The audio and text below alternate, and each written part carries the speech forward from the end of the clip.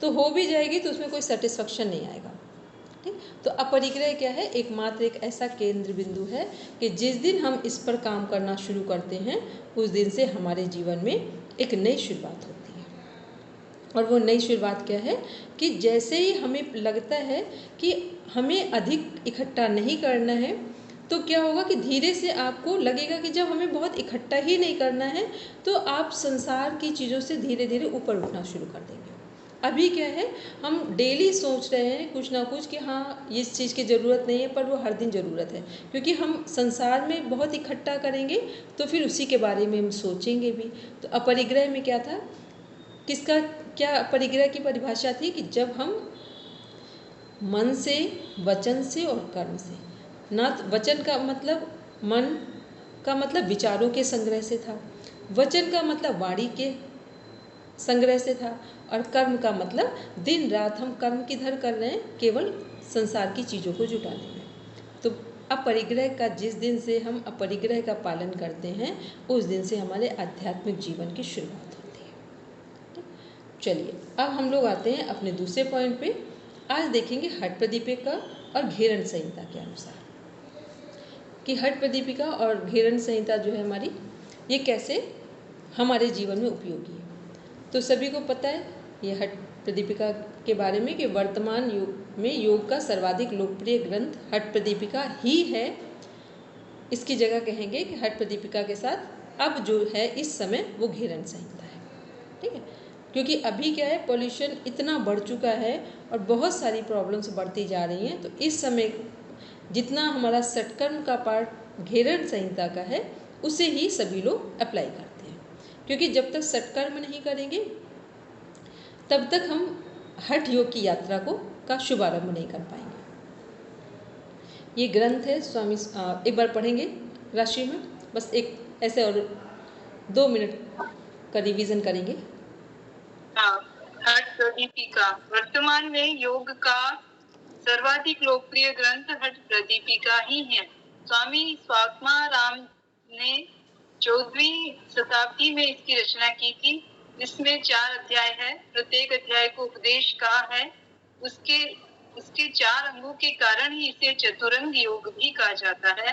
वर्तमान में योग चिकित्सा की दृष्टि से यह ग्रंथ सबसे उपयोगी है। योग के 4 अंग, 4 उपदेशों के नाम: आसन, श्लोक संख्या 69, प्राणायाम जिससे पूर्व षटकर्म भी वर्णित है, श्लोक संख्या 78, मुद्रा जिसमें बंध भी वर्णित है, श्लोक संख्या 130, नादानुसंधान में श्लोक संख्या है 114 और कुल श्लोक संख्या है 391।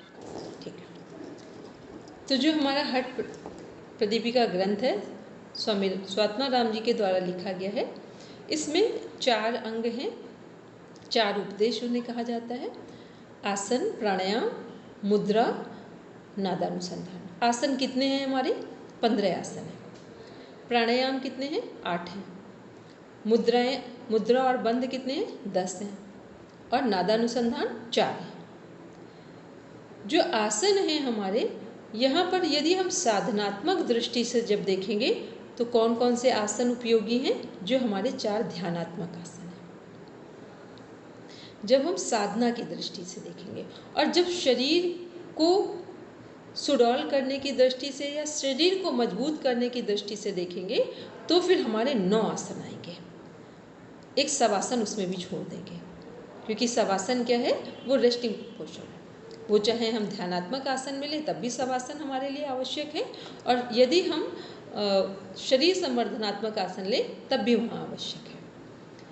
तो हमारे कितने आसन बचेंगे? 10 आसन बचेंगे। तो 10 आसन क्या हैं? हमारे शरीर को मजबूत करने की दृष्टि से बताए गए हैं। उसमें से भी एक आसन है, बड़ा ध्यान से इसको समझना पड़ेगा। उसमें से भी एक आसन है जिससे हमारी कुंडलनी का जागरण होता है। उन 10 में से कौन सा एक ऐसा आसन है जिससे कुंडलनी का जागरण होगा?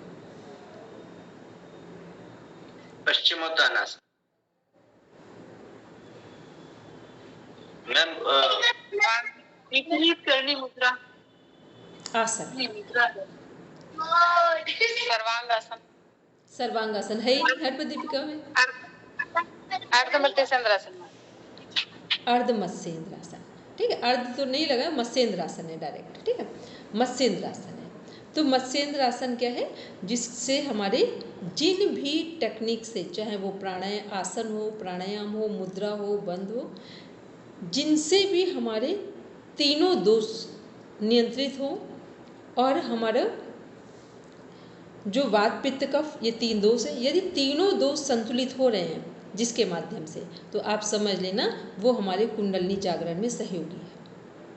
तो मत्स्येंद्रासन से क्या है, वात पित्त कफ तीनों दोषों का संतुलन होता है, इसलिए मत्स्येंद्रासन के द्वारा कुंडलिनी का जागरण होता है। जो 4 ध्यानात्मक आसन है उनसे भी ध्यानात्मक आसन तो होते ही है कुंडलिनी जागरण के लिए, ठीक है। ये शरीर संवर्धनात्मक आसन है, लेकिन फिर भी इससे कुंडलिनी जागरण हो रहा है, इसलिए मत्स्येंद्रासन को एक महत्वपूर्ण आसन में से रखा जाता है। और क्यों रखा जाता है, डायरेक्ट इसका काम कहाँ हो रहा है, पाचन तंत्र पर हो रहा है, ठीक। और जिसका पाचन तंत्र नियंत्रित है तो फिर और चीज़ें उसके कंट्रोल में आ जाएंगी, ठीक। उसकी पूरी एक साइकोलॉजी है। तो ये हमारे 15 आसन में से 4 ध्यानात्मक आसन है। यदि हम साधना की दृष्टि से कार्य कर रहे हैं, मतलब हम लोग क्या, कोई भी हो, जब भी हठ योगी भी जो हैं शुरुआत करते हैं अपने शरीर को पुष्ट करने की दृष्टि से, फिर धीरे धीरे पूर्णाहुति कहाँ करेंगे, जाकर जो 4 हमारे ध्यानात्मक आसन है, जैसा हमारा नेचर होगा उसके अनुसार हम आसन का चुनाव करेंगे, ठीक। अभी हम क्या करते हैं, कई बार एक चीज़ बताते हुए कुछ लोग थोड़ा कभी कभी भ्रमित हो जाते हैं। कई बार आप बाहर जाएंगे तो सुनने में कि वो बोलेंगे आप ऐसा करें, आप ये इस आसन में बैठें, ये कभी नहीं होता है। जो आपकी अपनी रुचि का आसन हो, जब आप 4-5 जैसे अभी सुबह प्रैक्टिस कराते हैं, आपने उसमें से क्या देख लिया कि कौन सा हमारे लिए हमें अच्छा लग रहा है, और आप देखेंगे आपको समझ में आता होगा कि इन 4 जो ध्यानात्मक आसन है, एक वज्रासन है और एक सुखासन है, 6 हो गए टोटल। 6 में से आपको कितने लोग हैं जिनको समझ में आता है कि हम आधे घंटे बैठना चाहें तो उस एक आसन में बैठ सकते हैं, तो किस में बैठेंगे, अपना अपना आसन बोलिए। बिल्कुल आधे घंटे में लगे, कोई इरिटेशन नहीं है, नॉर्मली हम बैठ सकते हैं। बोलेंगे हरदीप भैया। मैं सिद्धासन। वेरी गुड, सिद्धासन, ठीक है। बोलेंगे मीना, सब अपना अपना बोलेंगे तो हम समझ पाएंगे। अभी आप लोग एक मिनट, कौन सा मीना? वज्रासन, ठीक है, वेरी गुड। बोलेंगे सीमा मैम, सीमा मैम, पढ़ना मैम, राष्ट्रीय मैम, सब अपना तुरंत बोलते जाएंगे। किस आसन में बैठने में ऐसा लगता है हम आराम से बैठ सकते हैं? पद्मासन। अच्छा, ठीक है। बोलेंगे मनीष जी।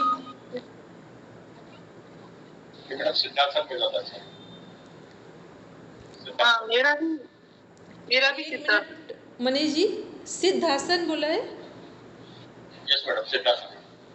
अब एक दिन आप हमसे काउंसलिंग करवा लेंगे अपनी, ध्यान से, ठीक है।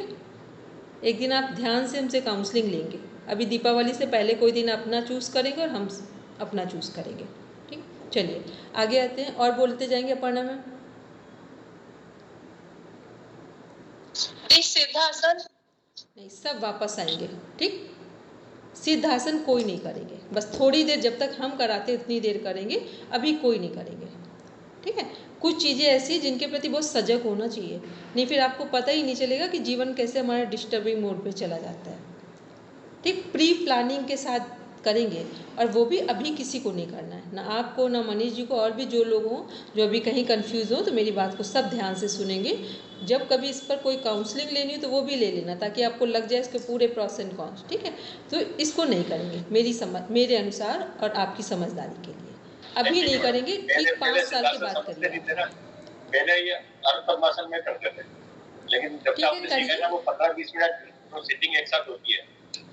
बस अगर बहुत करना है तो 10 मिनट करिए, 10 मिनट से आगे मत ले जाइए, ठीक है। उसके बाद करना है, ठीक 5 साल के बाद ये प्रैक्टिस करिए, फिर आपके लिए यूज़फुल रहेगा, ठीक। चलिए अब हम लोग बात कर रहे थे कि कौन सा आसन, ठीक है। फिर क्योंकि ये सब चीज़ों के बारे में जब सही समझते हैं ना, तो फिर हमारी सही यात्रा होती है योग में। चलिए अब आते हैं, तो ये आसन के बारे में हमने समझा कि अगर ध्यान करना है तो किस में करना है।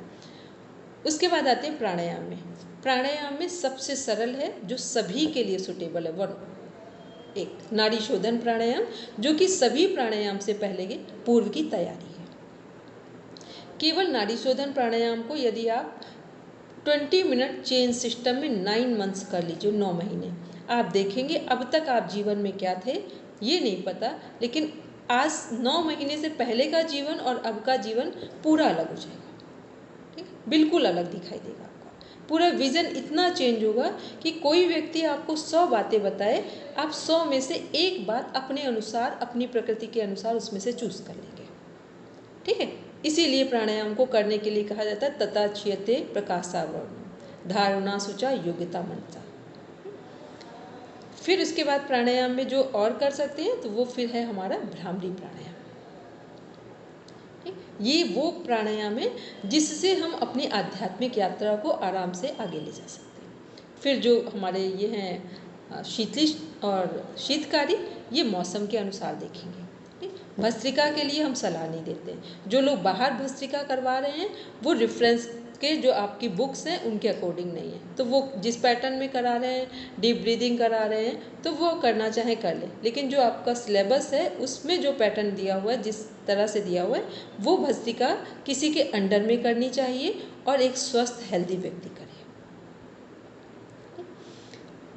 और जो नीचे के जो हमारे मूर्छा, प्लावनी, केवली, ये हमारे किसके लिए? हठी योगियों के लिए। तो प्राणायाम केवल आपका नाड़ी शोधन प्राणायाम ही सफिशिएंट है। आपको जैसी यात्रा में जो जहाँ कुछ भी करना हो संसार अध्यात्म में, वो आपको बिल्कुल प्रॉपर एक मार्गदर्शन दे देगा। इसके बाद आते हैं मुद्रा बंद में। मुद्रा में जो हम सभी लोग हैं तो एक साथ तो तीनों लगाएंगे नहीं, अब मुद्रा में 10 मिनट मूल बंद लगा सकते हैं, क्योंकि मूलाधार चक्र जिसका जितना अधिक विकसित होगा उतना ही वो व्यक्ति संसार में कुछ काम करने के लिए एक्टिव होगा।